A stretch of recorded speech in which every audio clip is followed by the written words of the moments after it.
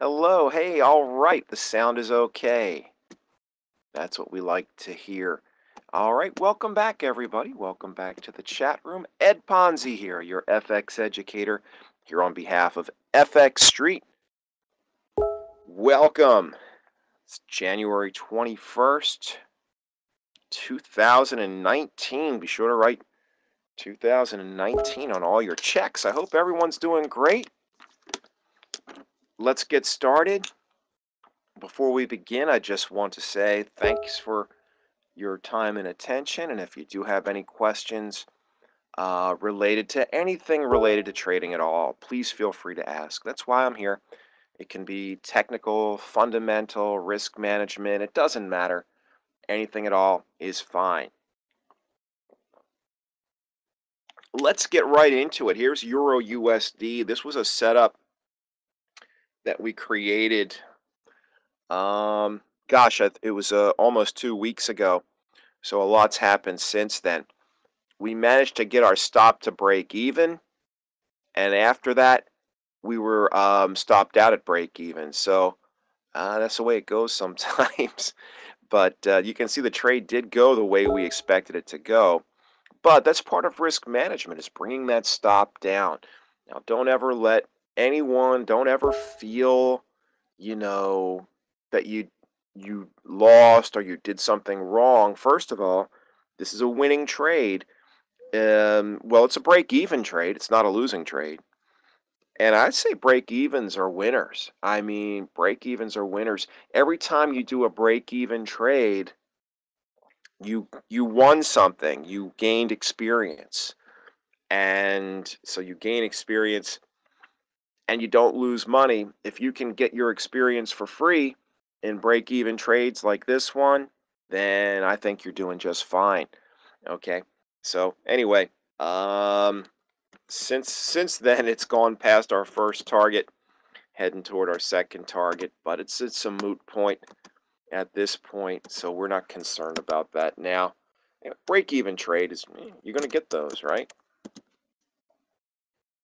And this one, not a break-even trade. This one's just plain old stopped out.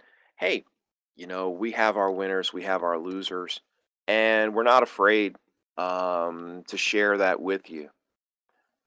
Why is that? Why do you think so many other people are afraid? If you're a real trader, you're not afraid to lose, because losing is part of the game. I expect to lose, 30, maybe more percent of my trades. I expect it, you know. You can lose half your trades and make money if you're using good risk reward. And that's true with a lot of traders. So anyway, what happened here, dollar yen, we were thinking the market was going to hit resistance and drop. But instead it hit resistance and it just blasted right through it. Let me show you the market itself. This is a beautiful chart, man. It's fascinating stuff here.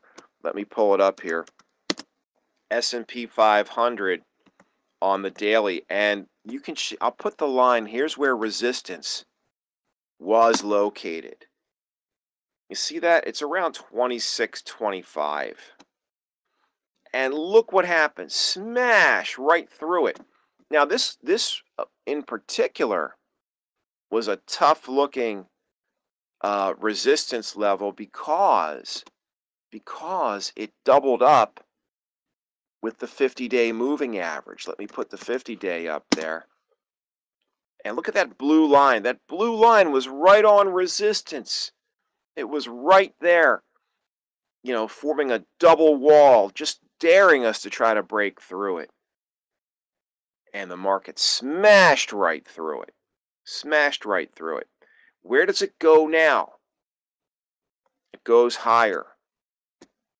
In fact, it goes, my opinion, that's 2825. I'll make that a dotted line to differentiate it. There you go. 2825 up here. I think that's where we're heading. We might have some trouble at 2750. That's where the 200-day moving average is. But wow, the fact that the market smashed through resistance is very encouraging. There's just one thing I don't like about it, and it's the volume. And it's because this is not a Forex, this is actually a futures contract. I can show you the volume. And the volume, you see how as the rally goes up, and that rally begins on Christmas, day after Christmas, right? You see that missing candle is Christmas Day because the market was closed. Day after Christmas, this began. We're up 15%. That's a huge move. 15% since, and that's in less than a month. But the only thing I don't like about it, take a look at the lower right part of the chart.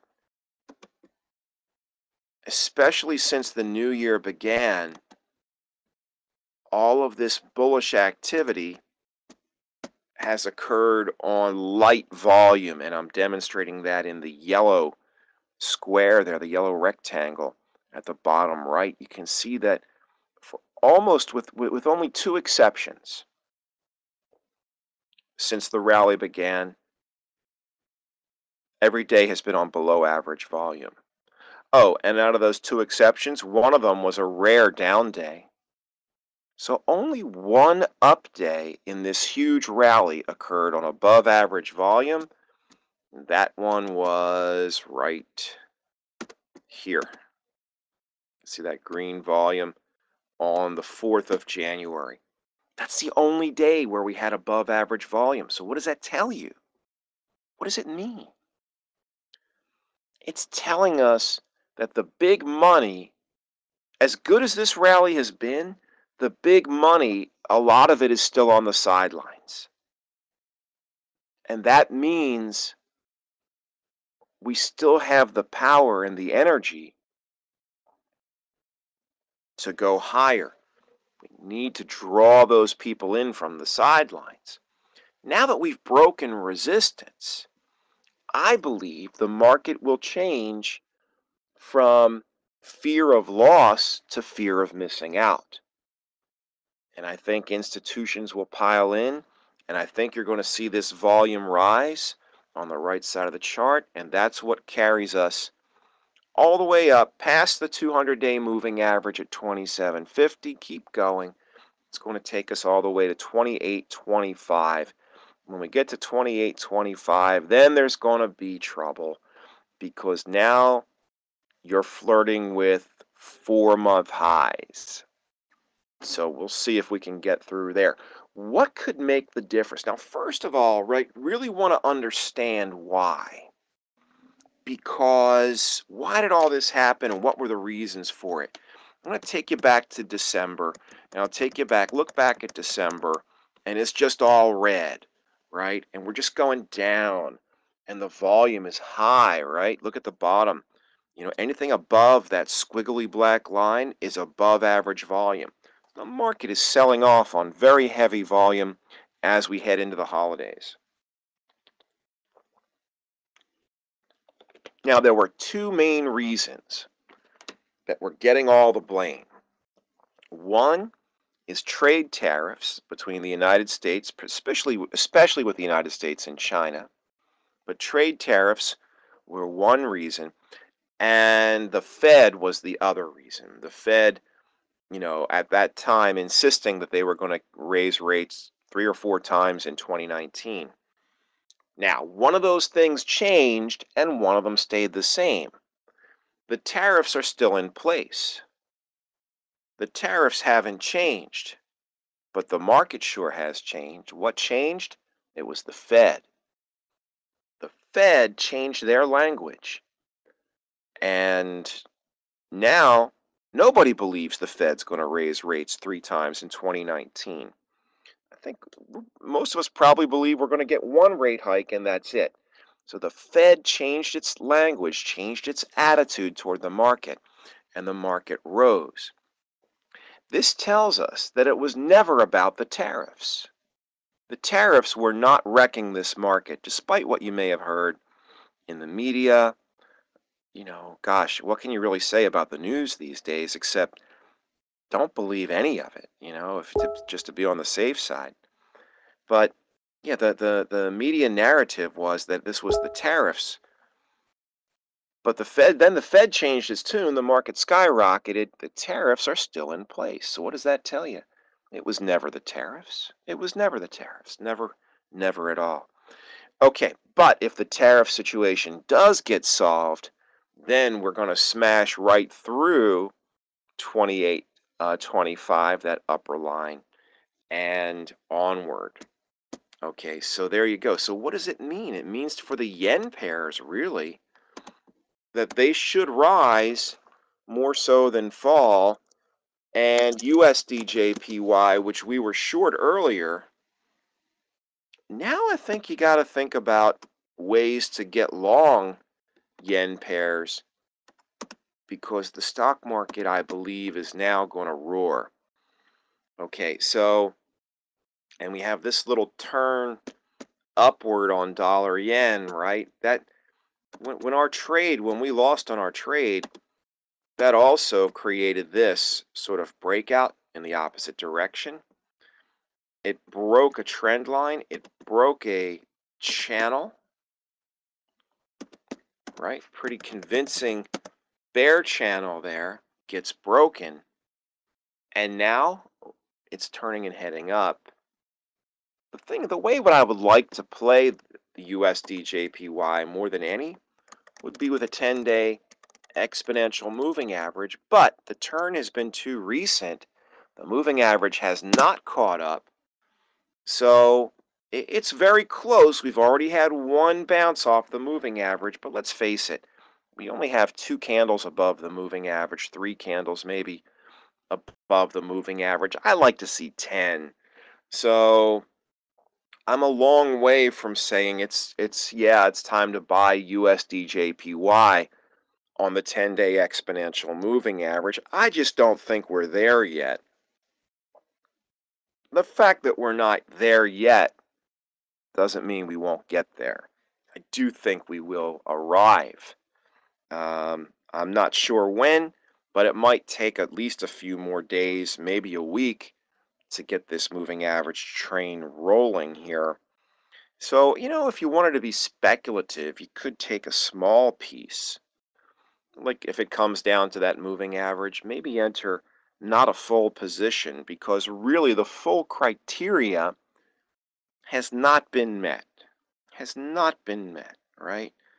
And so we want to be cognizant that if we're trying to play that sort of guessing game, that this is what we think is going to happen, well, better play it small if you play it at all.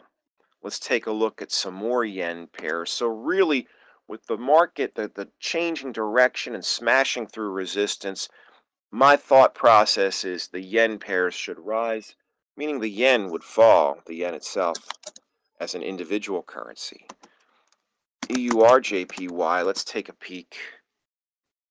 Flat as a pancake, folks. There's nothing to see here. And can I just say for a minute how important it is to be able to look at a chart and say no? Some of us, especially when you're new at this, some of us seem to believe that every chart contains a trade, and it's just not true. There's not a trade on every chart, okay? Now, if I went shorter term on this, right, you stick a gun to my head, say find a trade, I'd go to the 60-minute because this is going nowhere and try to maybe amplify that 60-minute lack of trend and try to change it to support and resistance. But I can't even do that because I try to make it support and resistance, but what happens? I end up with support and resistance are a triangle. It is a triangle. So no dice. No dice on euro yen. Let's go back to the daily and let's look at the pound yen because the pound has been pretty interesting. We don't know what's going to happen in Great Britain. My charts are hung up. Just give them a moment here. It's a holiday in the U.S., by the way. Martin Luther King Day. Great day. Great man. We definitely celebrate that day. What a great sentiment. that people should be judged not on the color of their skin, but on the content of their character. I don't think you could say it any better than that. Let's go to pound yen now that my charts are finally catching up. Now this one is starting to look a little more interesting.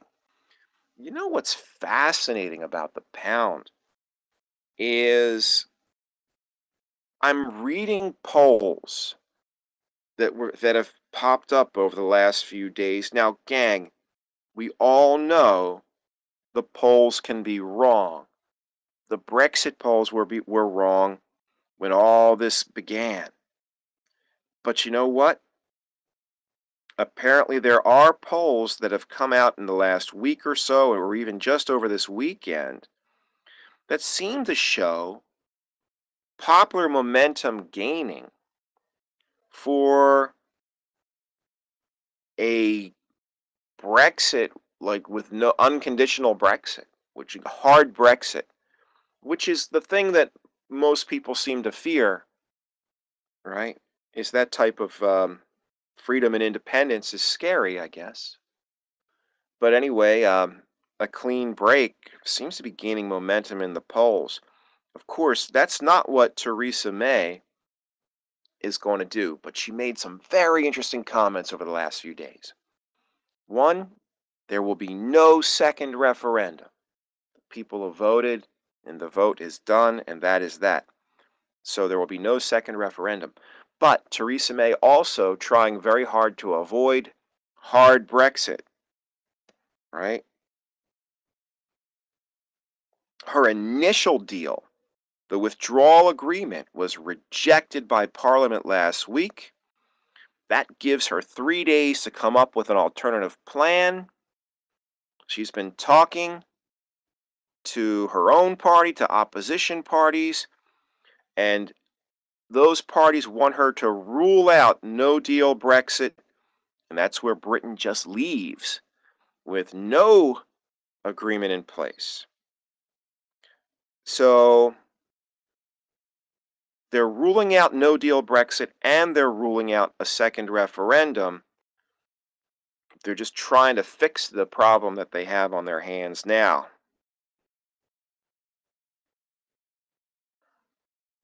Okay, so May is trying to pull together the Conservatives and the DUP in Northern Ireland by resolving backstop concerns in Ireland. This is what they're going to be talking about, backstop in Ireland, right?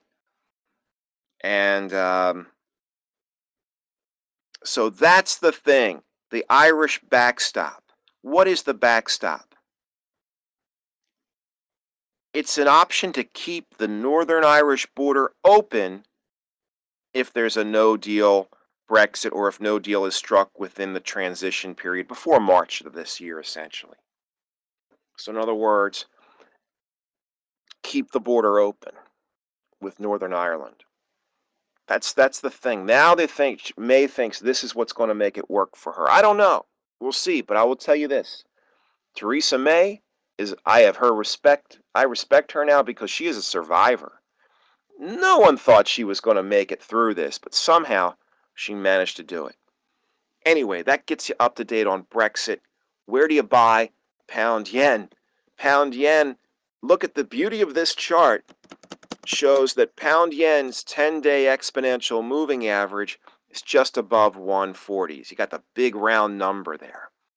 So I'm buying right at, say, 140.25. This is just for today.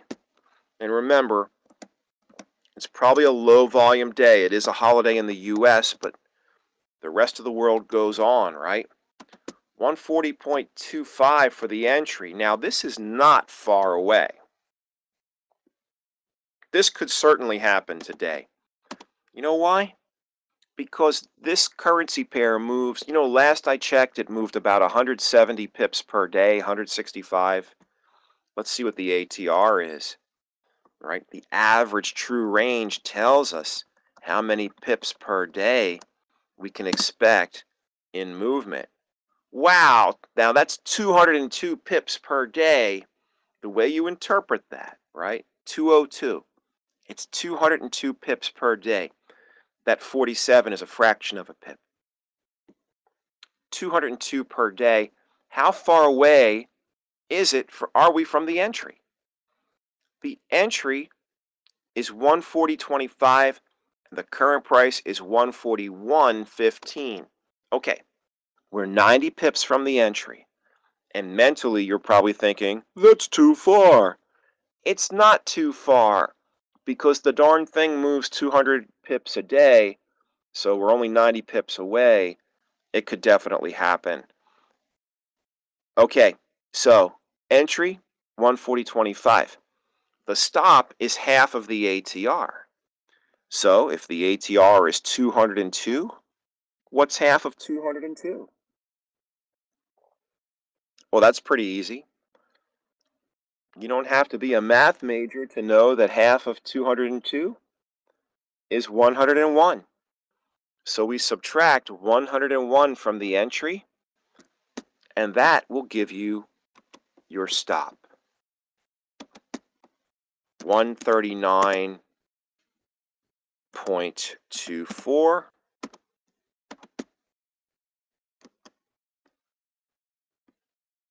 Bam. There you go. Entry and stop. There is no target on this type of trade. The way we operate this trade is we simply trail the stop upward. If the trade moves in our favor, we trail the stop along underneath that moving average. That's all we hope for.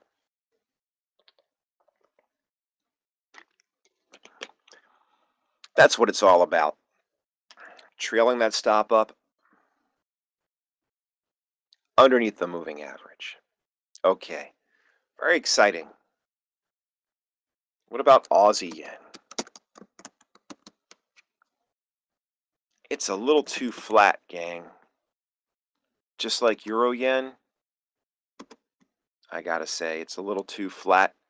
Let's look at the Kiwi yen, New Zealand yen.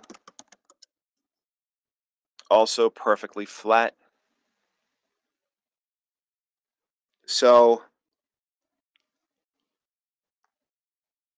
we really only found one good trade inside of all the yen pairs. Oh, wait a minute. CHFJPY. We didn't check this one. I don't really have my hopes up, but well, maybe. It's a bit of a trend. It's a bit of a weak trend, but it's definitely trending downward. Wow. I should have looked at this one first. Not only that, it's right on the entry point right now. Look at all these hits on the moving average. Just rolling, rolling, rolling down the moving average. Right? More than I can shake a stick at, but man, there's like, I'll put 4 arrows up there, but there's probably about 7 I could put up there. And we're there right now. The entry is 110.26. The current price, oh, we missed it. Darn it.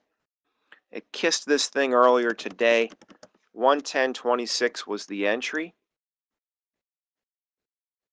And of course, we got as high as 110.49 today. And now it's dropping like a brick. So if we had done, maybe it'll come back today. You don't know. We never know. If it does,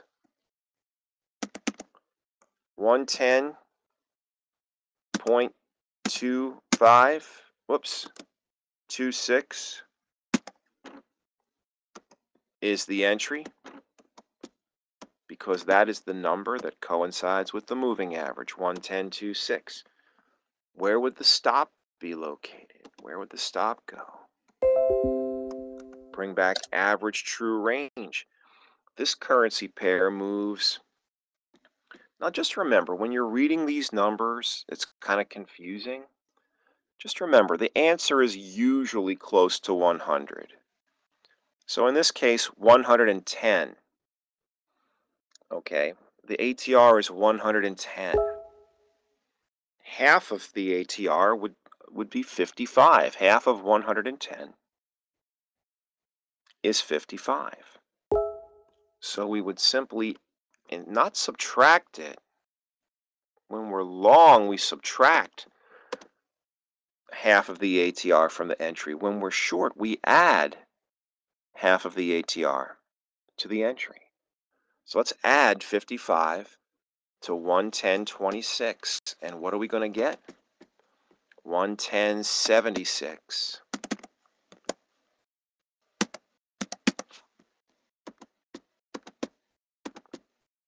And I'm upset that I missed this, but I've been sleeping. What can I tell you, man? I don't get up at 3 in the morning to trade anymore. Those days are over. I'm a family man these days. Okay.